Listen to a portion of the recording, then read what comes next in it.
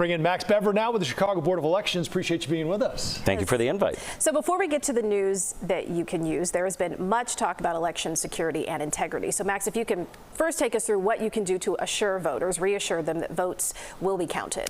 Well, thankfully in Chicago, we don't see the same type of threats or issues that many of our friends in other election jurisdictions are. But we still have to prepare for the worst. That's why we have a team of polling place investigators. They're retired or off-duty law enforcement officers assigned to all of our precinct polling place locations, as well as our vote centers, open tomorrow for Election Day. And this is why we have secure drop boxes that are all located within our early voting sites and our vote centers for people to drop off their vote by mail ballot tomorrow. They're all indoors. We don't have any outdoor locations. They're all under the watch of security. These are the type of things we have in place just to make sure that if any situation arises, there's someone that can take care of it, de-escalate it. But if a 911 call needs to happen, if there needs to be an arrest, if there's someone unruly at a polling place, that's what's going to happen too. So we're seeing long lines at the Supercenter and several of the areas where folks are voting early, Max. And you said this might actually mean that tomorrow there could be fewer crowds because so many people have voted early. It's a bit of a weird quirk at this point, is that Election Day, you're likely going to see a little bit less lines than you do in the last few days of early voting.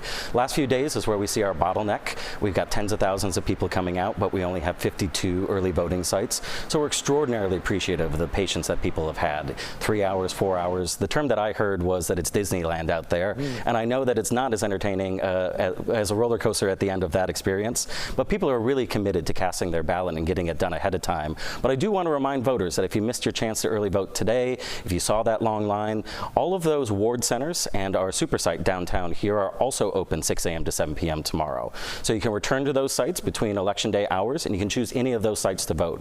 Otherwise, you're going to go to your assigned precinct polling place. Go to chicagoelections.gov to find your voting information.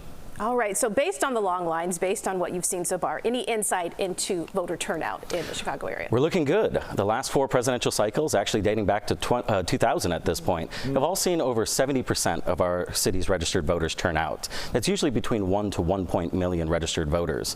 As of last night, we already had over 450,000 ballots cast. We're likely going to break 500,000 after tonight. So if we see 50% of our voters show up for Election Day, which is what we've seen the past few election cycles, we're going to see those numbers, over 70% and over 1 million voters voting in this upcoming election.